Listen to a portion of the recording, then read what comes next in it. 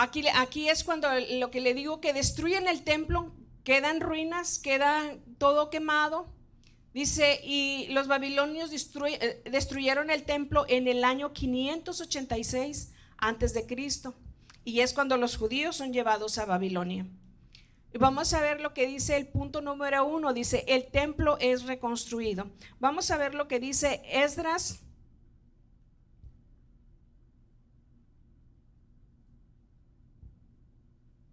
Del 1 al 5 es el edicto del rey Ciro. Vamos a ver qué pasó con Ciro.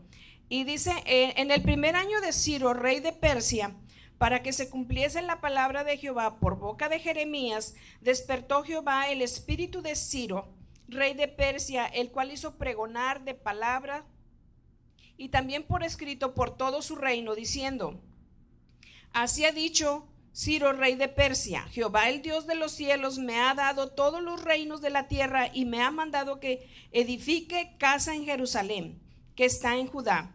Quien haya entre vosotros de su pueblo, sea Dios con él y suba a Jerusalén, que está en Judá, y edifique la casa de Jehová, a Jehová Dios de Israel.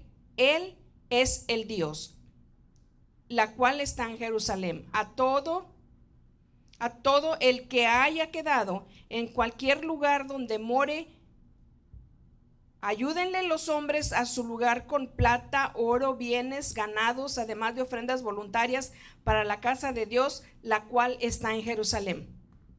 Entonces, miren, pasan los tiempos, ¿verdad? Y llega mire, le dije anteriormente que Jerusalén fue invadida por los babilonios y estuvieron por 70 años allá, pero luego el imperio babilónico es invadido por los persas o vencido por los persas, y entonces entra el imperio persa a reinar, y entonces ahí sale un rey, un emperador que es Ciro, rey de Persia. Y entonces a él Dios le mueve el corazón, a él lo inquieta y a él le dice, siendo un rey no creyente, siendo un rey que no amaba a Dios, no conocía a Dios, pero Dios lo inquieta y le muestra a él, a Ciro, aún siendo un rey pagano, Dios lo inquieta y le pone en el corazón que debería de dejar ir a todo el pueblo, a todos los israelitas, los dejara ir a Jerusalén a edificar casa para él. Entonces, esta es una de las promesas que se cumple.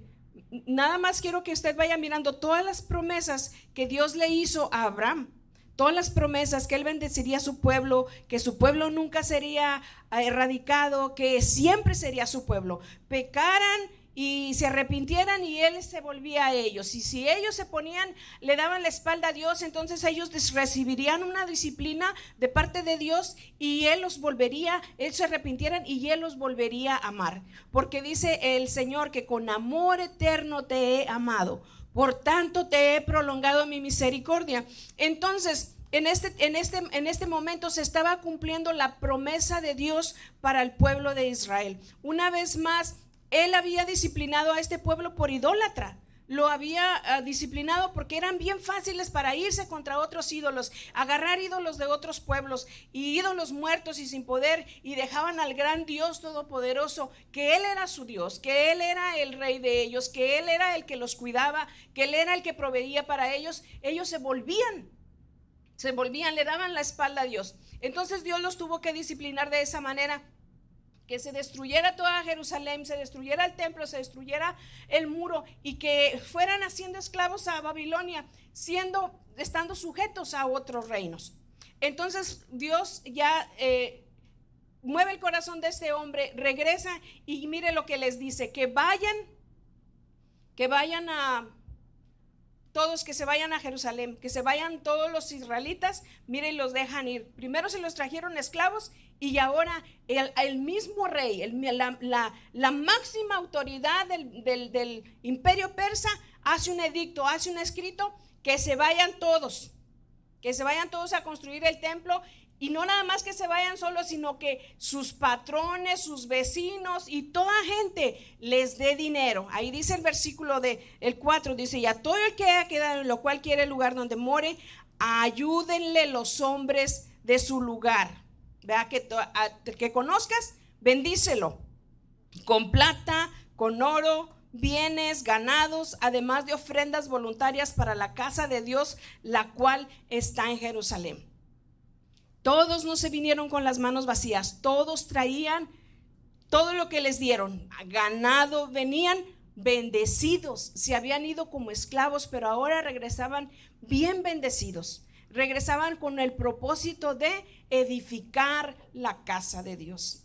Y mire, ahí le puse una fotito donde ahí los ve usted ya edificando, reedificando la casa de Dios. Y vamos a ver lo que dice el inciso B. Dice: la construcción y dedicación del templo. Vamos a hacer lo que dice Esdras 3, 8 al 13. Si alguien lo encuentra primero que yo, ayúdeme. Dice: en el año segundo de su venida de la casa de Dios en Jerusalén, en el mes segundo, comenzaron Zorobabel, hijo de Salatiel, Jesúa, hijo de Josadac, y los otros sus hermanos, los sacerdotes y los levitas y todos los que habían venido de la cautividad a Jerusalén, y pusieron a los levitas de 20 años arriba para que activasen la obra de la casa de Jehová. Jesúa también, sus hijos y sus hermanos, Cadmiel y sus hijos, hijos de Judá, como un solo hombre asistían para activar a los que hacían la obra de la casa de Dios, junto con los hijos de Anadad y sus hijos y sus hermanos levitas. Y cuando los albañiles del templo de Jehová echaban los cimientos, pusieron los sacerdotes vestidos de sus ropas con trompetas, y a los levitas hijos de Asaf con címbalos, para que alabasen a Jehová según la ordenanza de David, rey de Israel. Y cantaban y alabando y dando gracias a Jehová y diciendo: porque Él es bueno, porque para siempre es su misericordia sobre Israel. Y todo el pueblo aclamaba con gran júbilo, alabando a Jehová, porque se echaban los cimientos de la casa de Jehová. Y muchos de los sacerdotes, de los levitas y de los jefes de las casas paternas, ancianos que habían visto la casa primera, viendo echar los cimientos de esta casa, lloraban en alta voz, mientras muchos otros daban grandes gritos de alegría, y no podían distinguir el pueblo el clamor de los gritos de alegría de la voz del lloro, porque clamaba el pueblo con gran júbilo y se oía ruido hasta lejos. Ay, qué hermoso. ¿Usted no se está imaginando esta escena? Pues mire, pasa que entonces ellos dicen: en el mes segundo, y coincide que dice que también la casa que hizo Salomón, también en ese mes segundo se empezó a construir. Y entonces estos hombres empiezan con los cimientos del templo, y entonces allí empiezan, pues bueno, todos con un ánimo, todos como dice aquí la palabra que como un solo hombre. Empiezan los sacerdotes, y ya aquellos que estaban abandonados, aquellos que no estaban activos en la casa del Señor, porque todo se había quedado muerto, todo había quedado destruido, y el pueblo no estaba reuniéndose. Bueno, entonces ahora se reúnen a construir el templo. Yo me imagino que unos pues estaban haciendo mezcla, otros estaban no sé, acomodando las piedras, haciéndole las medidas que se necesitaban, todos activos. Y los que eran los sacerdotes, lo mismo. Los músicos, bueno, dice que aquí habla de Asafat, y si usted se fija que él hizo unos salmos que están en el libro de los Salmos, autor de ellos.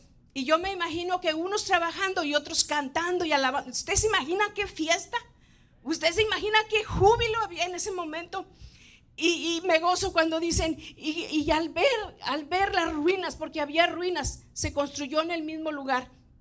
Al ver las ruinas, los hombres que miraron, yo pienso que eran unos muchachos, porque pasaron 70 años. Yo creo que eran unos niños, no sé a cuántos años un niño puede tener memoria. Me imagino que como a los 4 o 5 años ese niño ya se le queda grabado en su mente desastres, se le queda grabado acontecimientos importantes. Y estos vienen, dice que los más ancianos miraban todo eso y lloraban y gritaban y gemían de recordar muchas cosas. Me imagino que ellos recordaban la destrucción. ¿Qué pasó con las mujeres en ese tiempo? ¿Qué pasó con los niños? Con todo eso, esa crueldad, todo ese asesinato. Y luego mirar y gozarse y decir, ya regresamos a casa, estamos a casa. Si usted se fija, cuando usted sale y ha pasado por cuántas situaciones y luego regresa a casa, haga de cuenta que usted vuelve a vivir. Es un gozo, es un júbilo, no, dice la palabra que ya ni se alcanzaba a distinguir si eran ruegos, si era gozo, si era fiesta, pero se oía desde muy lejos lo que el pueblo estaba pasando. Entonces construyen el templo y dedican el templo al Señor. El de construir y dedicar el templo al Señor indicaba una cosa: la promesa de Dios cumplida. Cuando la casa del Señor se construye, se sabe y se siente que la presencia de Dios pronto llegará. Y ahí estará, porque más adelante le voy a decir por qué. Todo se mueve por la voluntad del Señor, no es por la fuerza del hombre, porque acuérdese que el primero le dije que Dios movió el corazón de Ciro, rey de Persia, y luego movió el corazón de los hombres a que vinieran a construir el templo como uno solo, y también movió a los babilonios para que les diera dinero. Era plan divino, era plan de Dios, era la mano de Dios estando con ellos. Aquí está el segundo punto. El primer punto, ¿hay comentario? ¿Algo que se me ha escapado importante de este o pregunta? Sí, hermana.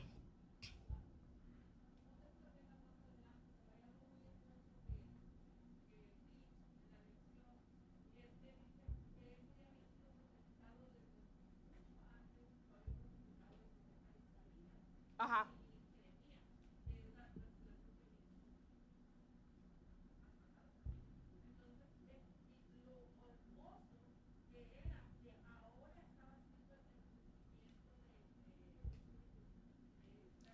Sí.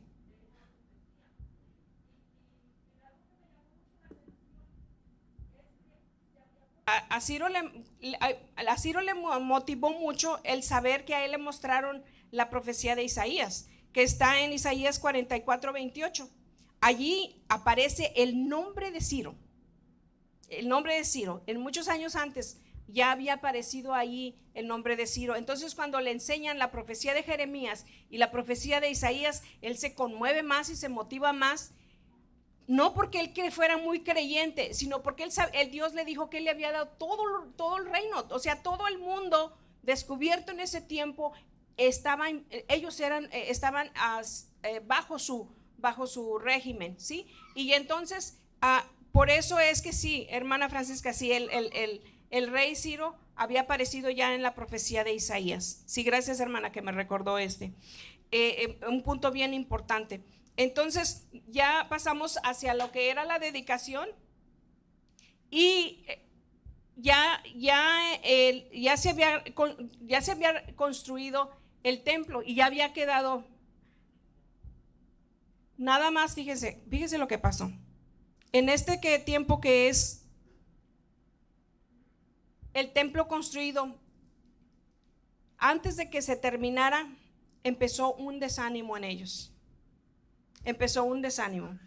Estaba el pueblo, usted se fijó que ahorita dije que estaba el pueblo en júbilo, en alegría, estaba en clamor, estaba en un ruido santo. Pero ¿sabe qué pasó en ese momento? Llegó el desánimo a su vida. Los contrarios o las personas que no querían que el templo siempre hay gente contraria, ¿verdad? La obra. Y esas personas empezaron a desanimar a unos y desanimar a otros, y el pueblo se desanimó, hermanos, y el templo quedó empezado. Quedaron los cimientos del templo. Y entonces allí pasan 20 años, hermanos, pasan 20 años, 15 años de un silencio, de una pausa que se hicieron.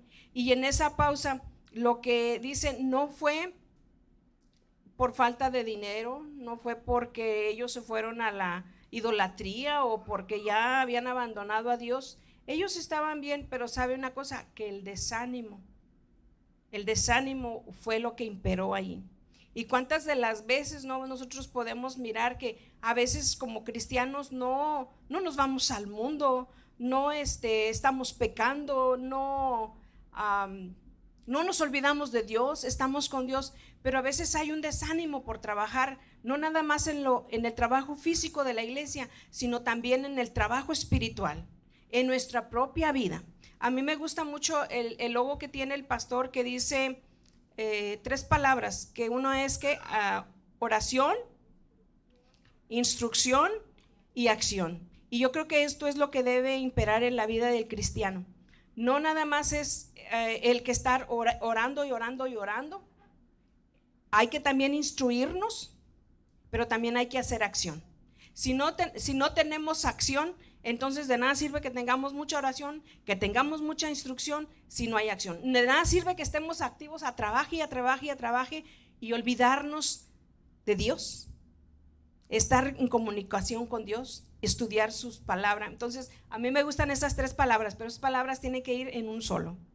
Y entonces este era lo que le estaba pasando a este pueblo. Pero donde despierta Dios en su amor y su misericordia, despierta a 2 profetas. Estamos ahora en el tiempo de los profetas menores, a Ageo y a Malaquías. Los usa el Señor en este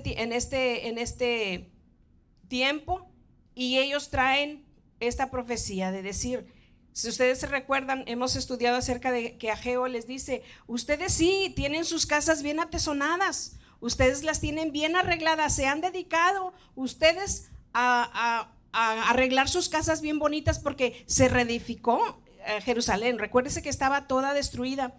Y les dice a Ageo, y todas sus casas están bien bonitas, ya hay mansiones y están tan bonitos jardines y todo eso.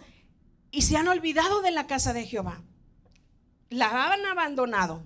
Y entonces ahí él los empieza a animar otra vez. Y Malaquías también, Zacarías y Malaquías también. Y vamos a ver lo que dice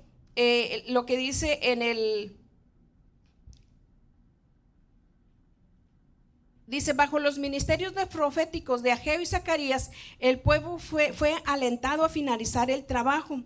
El templo fue finalmente terminado e Israel lo dedicó con alegría. Este evento también marcó la renovación del sistema sacrificatorio de sacerdocio y la renovación del mandato de los sacerdotes y levitas. Si usted se recuerda, en ese tiempo no había los sacrificios, no estaban los sacrificios, puesto que no había templo, no había sacrificios. Y entonces cuando empiezan a reconstruir el templo, allí también empiezan a poner en orden, a buscar a ver quién eran de los sacerdotes, porque se acuérdese que los sacerdotes venían por herencia, ¿verdad? El sacerdocio era por herencia. A ver, de los hijos de los sacerdotes, ellos son los sacerdotes, y empezaron a buscar a los hijos de los sacerdotes, a poner sacerdotes, a también traer a los levitas, a los cantores, a los porteros, y empezó el templo una vez más se echó a andar, se hicieron los sacrificios y hubo reunión para el pueblo. La presencia de Dios estaba con ellos. Entonces ya habían edificado el templo. Este es uno de los acontecimientos del Antiguo Testamento: regreso del exilio y ya edificar el templo. Entonces ya edificaron el templo y el templo quedó bien. Y vamos a ver qué pasó también. Otro evento bien importante, que ustedes se recuerdan que estaba destruida Jerusalén, estaba destruido el muro, estaba destruido el templo, pero ya tenían el templo. Pero ahora había que reconstruir el muro de Jerusalén. Es reedificado. Reedificado quiere decir que existía, pero como fue destruido, entonces ahora Dios mueve el corazón de otro siervo de él para que había que construir el templo. Vamos a ver lo que dice Nehemías 2 del 11 al 20, si alguien lo tiene y me quiere ayudar. La mano de Dios es sobre Nehemías.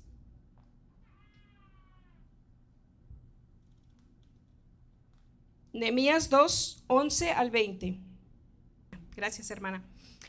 Bueno, pasa que Nehemías era un judío, un funcionario persa de alto rango. Y Dios, él pues era judío, pero él estaba ya en Babilonia y estaba era el copero del rey, pero este era ya del rey Artajerjes. Para este tiempo ya habían pasado 3 reyes. Acuérdense que Ciro, rey de Persa, había ayudado al pueblo de Dios, le había dicho que se fuera, les hizo el edicto que se regresaran y se regresaran con dinero y se regresaran a construir el templo. Se edifica el templo, pero ahora ya había pasado otro rey y estaba luego Artajerjes, y entonces allí estaba Nehemías sirviéndole al rey. Y entonces, si usted conoce esa historia, que él estaba triste y le dice, ¿por qué estás triste? Pues ya le cuenta. Y entonces el rey le da cartas y le da autoridad para que él regrese a construir el muro. ¿Por qué se pone tan triste Nehemías acerca del muro? Se pone triste porque al mirar la ciudad sin muro, ¿qué pasaba? Cuando una ciudad estaba sin muro, estaba a expensas del enemigo. Estaba a que cualquier enemigo podía entrar y podía robar, podía asaltar, podía asesinar, podía hacer todo lo que pudiera. Una ciudad sin muro estaba a expensas de los bandidos y entonces y de los invasores de todas guerras. Entonces a él le preocupaba mucho que la ciudad estaba sin murallas. Entonces Dios lo mueve y viene, y el rey le da cartas y le dice, ok, también lo mismo pasa, lo manda bendecido, abriéndole puertas en donde quiera, y llega con la autoridad. Acuérdense que todavía están bajo el dominio persa, y viene y él, al mirar la ciudad, dice que él llegó solo, sin decirle a nadie el propósito que él traía allí a Jerusalén. Se va, dice, y da vueltas y mira todo lo que estaba pasando. Yo me imagino que estaba tan triste por todo lo que estaba mirando, pero no se estaba desanimando. Algunos hombres le siguieron y él les empezó a comentar el propósito que traía, y dice que ahí todos se unieron como uno solo también otra vez a construir el templo, a construir el muro. Y entonces dice que como todo, ya tienen los planes y todo, pero empieza también otra vez la oposición. Dice, antes de contarle a nadie sobre, ahí está, dice, la mano del Señor era manifestada sobre él para hacer el trabajo. El apoyo del emperador fue una prueba concreta de esto. Y también la otra prueba era que la gente respondió participando en la obra. Sin embargo, hubo algunos que se unieron a esta misión. Dice, Nehemías enfrentó inmediatamente la oposición. En el otro de la edificación del templo era el desánimo, y ya ahora era la oposición. Sanballat, Tobías y Gesem. Fíjese qué cosas. Yo me quedé pensando, en la Biblia hay muchos nombres, muchas historias de hombres escritas, y uno los admira, y uno dice, oh no, sí, yo quiero ser como David, yo quiero.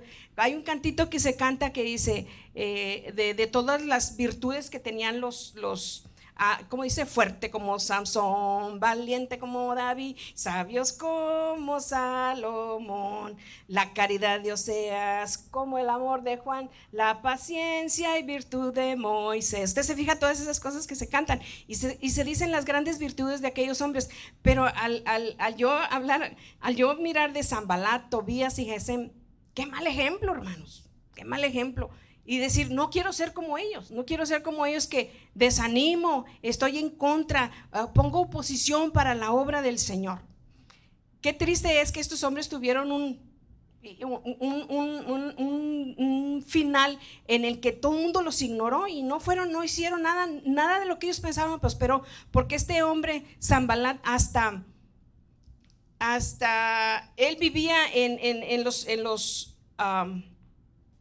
¿cómo se dice? En lo que era el templo, por ahí él se hizo, era familiar de de ese reino. O sea, un hombre importante, un hombre con poder, ¿vea? Y que se le escuchaba cuando él hablaba. pero mire nada más para qué, para hacer oposición. Y una de las peores cosas que se hacía era que, bueno, yo me opongo a esto, pero pues me quedo con mi oposición, pero él andaba desanimando a los demás y andaba diciéndoles que por qué, y andaba y en contra del mero líder, y hasta también trató de matarlo con engaños, lo iba a asesinar, pero la mano de Dios estaba sobre Nehemías. Toda la oposición y todo lo que la contra que había no detuvo el propósito que Dios le había encomendado a Nehemías. Y entonces vamos a ver qué pasa después. La misión es completada a pesar de la oposición. Ya el templo, el muro, estoy con el templo, ya el muro es completado al fin, pero mire cómo es completado. Dice que las personas se les asignó por secciones. Y si usted se fija, mire, ahí andan estos personajes que les digo de la oposición. Ahí andan los 3 personajes, miren, nada más apuntando, no ayudan, pero mire, andan ahí cuchicheando y andan apuntando, y mire usted toda la gente que está activa. ¿Y cuántas de las veces, no sé en qué posición podemos nosotros estar en la obra del Señor? Identifiquémonos, hermanos, en qué estamos. Ahora, la cosa que estaba pasando era que como había mucha oposición, usted se recuerda que ya después, no enfoca la lección en esto, pero pues yo leyendo a Nehemías, después ya cuando andaban terminando el muro ya tenían gente armada, hermanos. Unos estaban con la arma aquí construyendo, y junto al arma y construyendo, y luego lo que pasó es que ahora les dio por secciones a los que vivían cerca de su casa. Si tú vives cerca del muro, tú vas a hacerle aquí, y tú vives por acá, tú le vas a hacer acá. Y si hay algún problema que tú tengas, pues vete alrededor del muro y tú fíjate a ver si esta persona ya tuvo esta dificultad, pues él te va a orientar. Y así a todas las familias les dio para que todos trabajaran en el muro que estaba cerca de su casa. Y así fue completado el muro en 52 días. A pesar de la oposición, en 52 días fue edificado el muro de Jerusalén. Y ya tenían muro, ya tenían templo, ya tenían muro, y ya tenían sus casas. Y acuérdense que Ageo les dijo, ya su casa está edificada. Ya estaba bonita Jerusalén, ya estaba bonita, pero vivían bajo el imperio persa. Todavía era un imperio persa. Ay, ¿cuánto me falta? Estoy bien. Vamos a ver. ¿Comentario o pregunta? Vamos a entrar al punto número 3. Punto número 3, el pueblo de Dios es llamado a la reforma. Ya tenían templo, ya tenían sus casas, ¿verdad? Ya estaban ya todos situados, ya estaban en Jerusalén, y ya tenían muro, ya estaban protegidos. Ya se hacían sacrificios en el templo, ya asistían al templo, ya había cantores, ya había sacerdotes que hacían el sacrificio, ya había levitas que cantaban, porteros, ya estaba activa toda Jerusalén, estaba activa. Pero ¿por qué dice el pueblo es llamado a la reforma? El pueblo es llamado a la reforma. Y vamos a ver lo que dice, regresen a mí. Vamos a ver qué pasa en Malaquías 3, 7 al 12. ¿Alguien me quiere ayudar?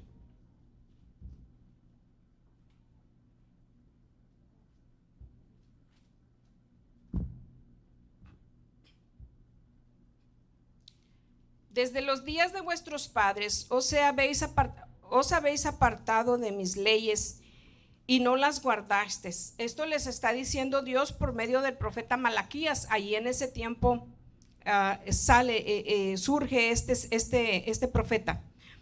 Dice, volveos a mí, les dice el Señor, yo me volveré a vosotros, así ha dicho Jehová de los ejércitos. Mas dijiste, ¿en qué hemos de volvernos?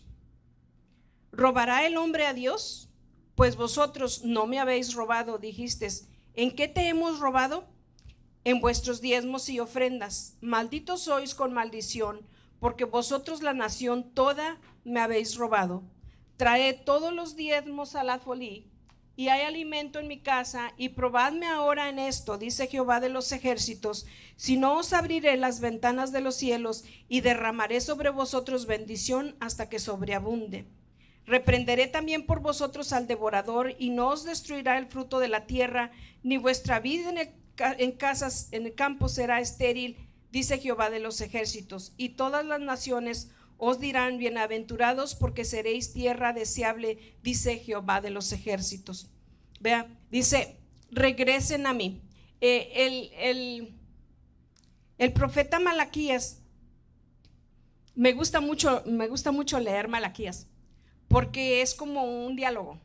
Es como un diálogo, pero también es como un pleitecito que se traen, como una enfrenta. O sea, me voy a enfrentar, porque, hermanos, ya estaba la casa de Jehová con toda su actividad y sus sacrificios, y el pueblo ya venía a hacer sacrificios, ya estaban las casas bonitas, yo creo que ya no se acordaban tanto de todo aquel desastre que pasó y de la esclavitud que tenían allá, porque ya estaban bendecidos. Ya Dios había ayudado a reconstruir el templo, a construir el muro, y ya estaban pues todos bien.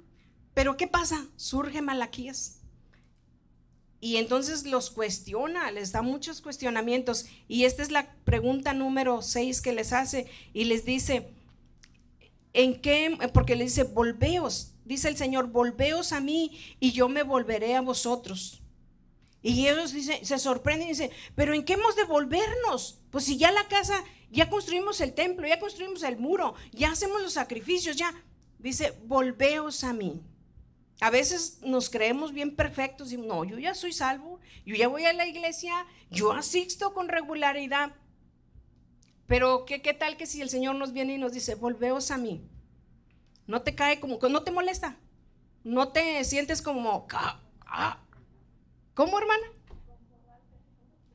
Te cae como balde de agua fría. Pero ¿cómo? Sí, de verdad, como que te pones helado. ¿Cómo? Pues si yo me justifico yo misma, me autoexamino y pienso que estoy bien. ¿Y qué pasa? Que les dice: volveos a mí. Volveos a mí, dice el Señor. Eso a mí me tocó mucho.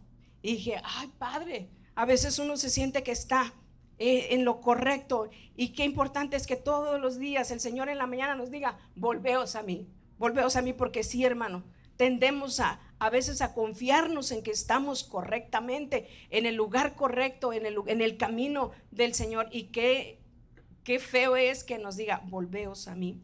Y le dice, mire, es el amor y la misericordia del Señor, que no nos deja que nos confiemos en que estamos, sino que Él nos dice: volveos a mí, o nos llama, nos toca el hombro y nos dice: hey, aquí estoy.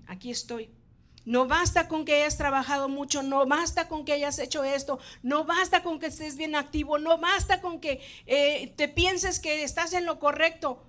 Mírame a mí, sígueme a mí, búscame a mí. Y entonces, mire, les dice, todo estaba bonito, hermanos, todo estaba bonito, pero la casa del Señor estaba descuidada en la de que traer los diezmos y las ofrendas al Señor. Los diezmos no los dejó, hermanos, que estuvieran así. Y mire, él dice: ¿y robará el hombre a Dios?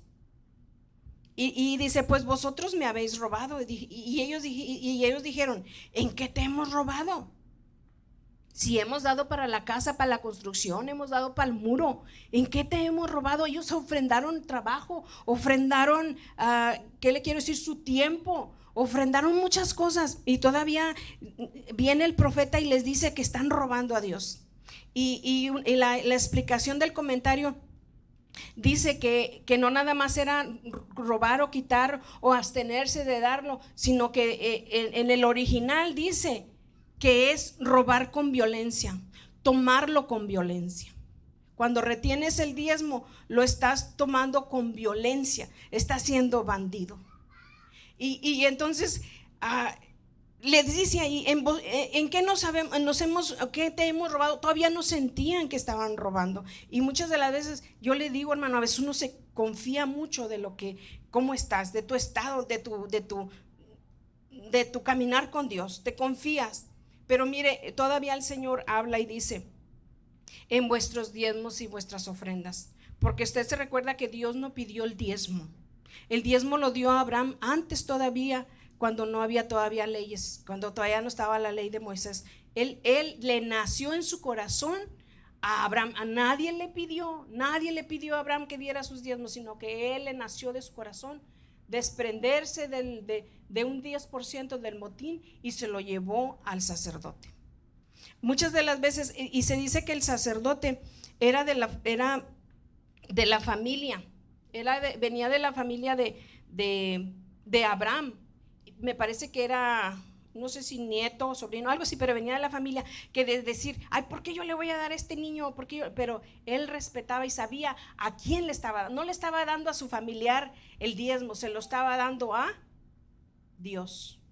Estaba dando a Dios el diezmo. Entonces, nosotros no nos fijemos a quién estamos y qué se va a hacer uso o qué lo va a hacer de ello, sino que nosotros démoselo al Señor. Y el Señor dice, porque dice, si nosotros traemos el diezmo, les dice él, dice, y yo abriré las ventanas de los cielos y derramaré sobre vosotros bendición hasta que sobreabunde, hasta que no falte, hasta que haya para todos y sobre. Eso es lo que es sobreabunde.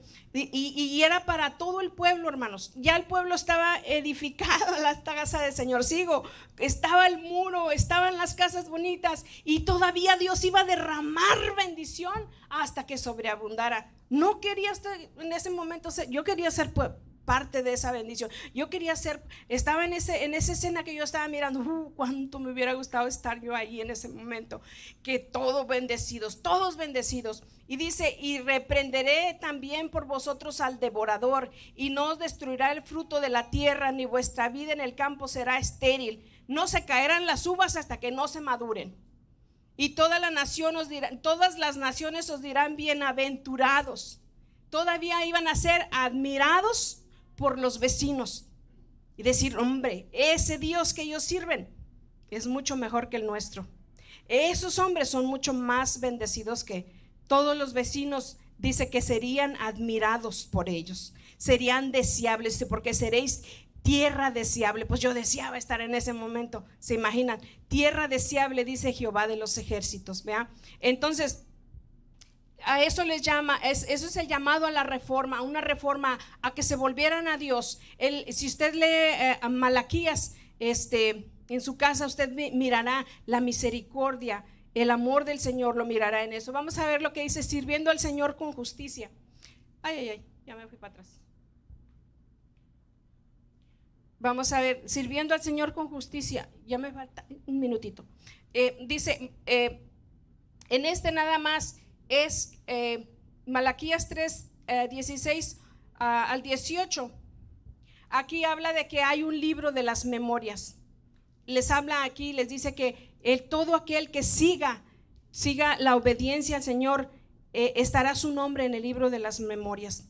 Y sabe que si usted se fija en Apocalipsis, ahí está el libro de la vida. El apóstol Pablo también hablaba acerca de este libro donde aparecerá su nombre. Donde aparece su nombre, usted va a tener parte con Dios, pero si no aparece su nombre, será lanzado y echado al lado de fuego. Entonces, todas esas memorias Dios las tiene. Y una de las cosas que Dios le dice allí, vamos a leer lo último que Dios dice en Malaquías 4:5, dice, aquí yo os envío el profeta Elías antes que venga el día de Jehová grande y temible.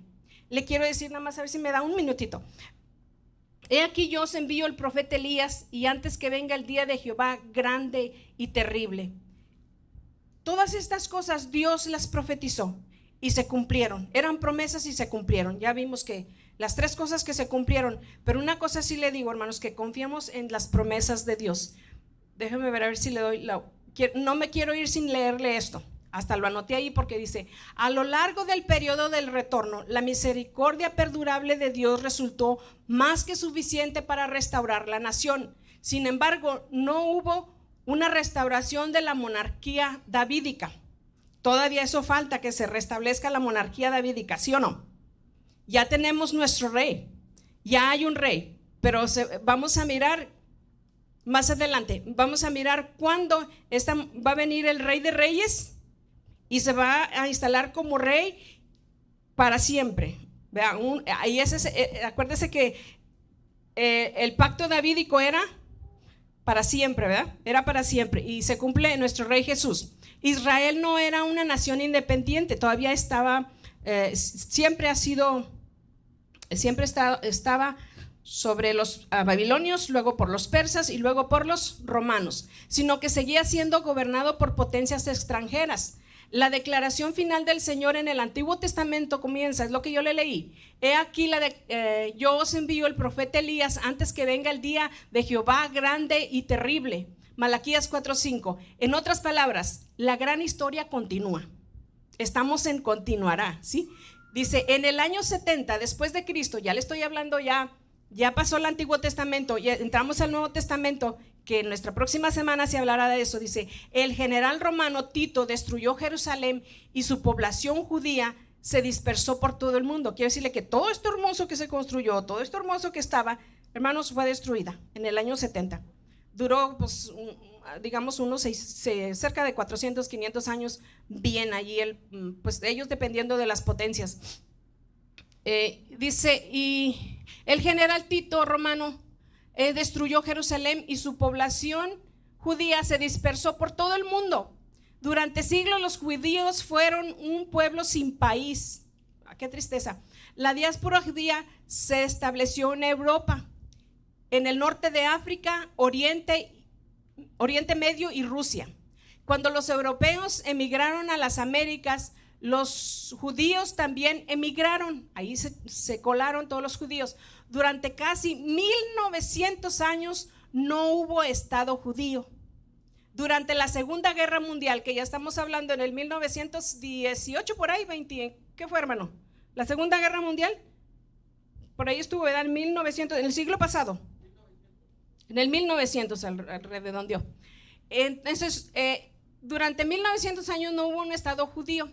Durante la Segunda Guerra Mundial, los nazis alemanes ejecutaron a más de 6 millones de judíos europeos en un esfuerzo por limpiar a Europa de toda la influencia judía. No los pudieron exterminar. Entonces, de repente, en 1948 se establece un Estado judío moderno. Ya hay nación. La nación moderna de Israel es un signo de la perdurable misericordia de Dios hacia los descendientes de Abraham. Las promesas de Dios no fallan. Entonces sigue la historia, hermanos. Entonces, ¿nosotros qué estamos esperando hoy en día? Va a venir. No se confíe. Entonces estemos listos para la venida del Señor. Hasta aquí los dejo. Dios me los bendiga, y tal vez a lo mejor me faltó algún otro tip que le quería decir, pero bueno, ahí cuando la próxima. Dios me los bendiga.